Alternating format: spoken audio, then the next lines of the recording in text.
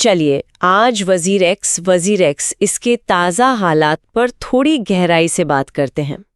देखिए 14 अगस्त 2025 तक कोई सीधी मतलब ऑफिशियल घोषणा तो नहीं आई है, लेकिन वो जो जुलाई 2024 में बड़ा हैक हुआ था उसके बाद जो चल रहा है उस पर बात करना ज़रूरी है। हाँ बिल्कुल। आपको याद होगा वो हैक, करीब 235 मिलियन डॉलर्स का नुकसान, बहुत बड़ा झटका था वो। हाँ, और उसका असर तो मतलब अब तक महसूस हो रहा है यूजर्स पर, कंपनी पर। सही कहा, बहुत से लोगों के फंड्स फंसे हुए हैं अभी भी। बिल्कुल। और आज हम यही समझने की कोशिश कर रहे हैं कि ये जो नुकसान हुआ है इसकी भरपाई कैसे होगी, यूजर्स के पैसे वापस कैसे आएंगे, क्योंकि मामला अब काफी हद तक कानूनी दांव पेच पर है और उन लोगों की सहमति पर जिनका पैसा फंसा है, क्रेडिटर्स जिन्हें हम कहते हैं। तो इसमें सबसे बड़ा अपडेट क्या है अभी? देखिए, सबसे बड़ा अपडेट ये है कि वजीर एक्स की जो पेरेंट कंपनी है जेटा, उसने अपने क्रेडिटर्स के सामने एक नई योजना रखी है। इसे रीस्ट्रक्चरिंग प्लान कहते हैं, मतलब कंपनी को फिर से खड़ा करने, कर्ज चुकाने का एक प्लान। अच्छा, रीस्ट्रक्चरिंग प्लान। और इस पर कुछ हुआ है? हाँ, इस पे वोटिंग हुई है।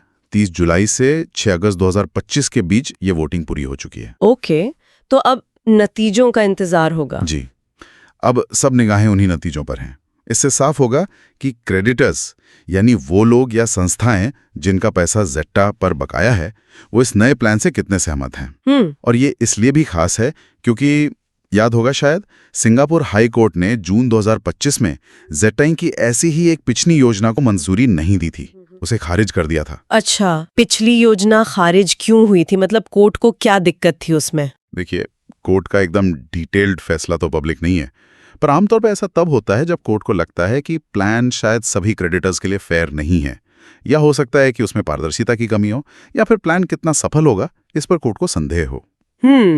और ये सिंगापुर हाई कोर्ट क्यों? क्योंकि जेटा सिंगापुर में रजिस्टर्ड कंपनी है, तो ऐसी बड़ी फाइनेंशियल रिस्ट्रक्चरिंग के लिए वहां के कोर्ट की मंजूरी जरूरी होती है। समझ गई। तो पिछली योजना खारिज होने के बाद जेटा ने अपील की और अब ये एक नया संशोधित प्लान लेकर आए हैं। बिल्कुल। और सुनने में आ रहा है कि ये पहले वाले से बेहतर है, इसमें कुछ सुधार किए गए हैं। हाँ, मतलब सूत्रों का तो यही कहना है कि ये नया प्लान ज्यादा पारदर्शी है, ट्रांसपेरेंट, और शायद क्रेडिटर्स के लिए इसमें कुछ बेहतर शर्तें भी हैं। हो सकता है रिकवरी का प्रतिशत थोड़ा ज्यादा हो, या पैसे कब मिलेंगे इसकी टाइमलाइन ज्यादा क्लियर हो। अच्छा, लेकिन देखिए, असली बात तो तभी सामने आएगी जब पहले तो वोटिंग के नतीजे आएंगे और फिर सिंगापुर हाईकोर्ट इस नए प्लान पर अपना फाइनल फैसला देगा। तो ये दो चीजें तय करेंगी कि वो जो पैसा फंसा हुआ है यूजर्स का, उसकी वापसी की उम्मीद कितनी पक्की है। बिल्कुल, ये दो पड़ाव बहुत अहम है। और इस सब के बीच वो हैकिंग वाली बात, ये तो पता चला था ना कि इसके पीछे नॉर्थ कोरिया का लैजरस ग्रुप था। हाँ, ये जानकारी तो आई थी कि लैजरस ग्रुप का हाथ हो सकता है। ये ग्रुप तो खैर पहले भी कई बड़े क्रिप्टो एक्सचेंजों पर ऐसे हमलों के लिए जाना जाता है। तो अगर पता है कि हैकर कौन है तो रिकवरी आसान नहीं हो जाती? नहीं, देखिए, हैकर की पहचान हो जाने के बाद भी पैसा वापस लाना बहुत ही मुश्किल काम होता है, खासकर जब मामला किसी देश से जुड़े ग्रुप का हो। अंतर्राष्ट्रीय कानून, डिप्लोमेसी, बहुत कुछ आ जाता है बीच में। इसलिए सच कहूं तो फिलहाल रिकवरी की ज्यादातर उम्मीदें जेंटे के इसी रीस्ट्रक्चरिंग प्लान और कानूनी प्रक्रिया पर ही टिकी हैं। मतलब साफ है कि जिम्मेदार कौन है ये पता होने के बावजूद असल रिकवरी एक बहुत ही पेचीदा, एक तरह से कहें तो कानूनी और फाइनेंशियल पहेली है। बिल्कुल, और इसीलिए जेटा के लिए इस वक्त सबसे जरूरी है कि वो पूरी पारदर्शिता बनाए रखे और अपने क्रेडिटर्स का, यूजर्स का भरोसा जीते। ये बहुत बड़ी चुनौती है उनके लिए। सही कहा, भरोसा इस वक्त सबसे कीमती चीज है। और देखिए, ये पूरी घटना सिर्फ वजीर एक्स या जेटा तक ही सीमित नहीं है। ये क्रिप्टो इंडस्ट्री पर बड़े सवाल खड़े करती है।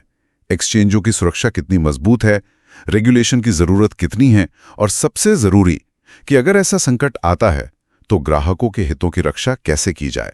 ये बहुत बड़े सवाल हैं। तो कुल मिलाकर अभी वजीर एक्स मामले में स्थिति इंतजार की है, यही कह सकते हैं। हाँ बिल्कुल।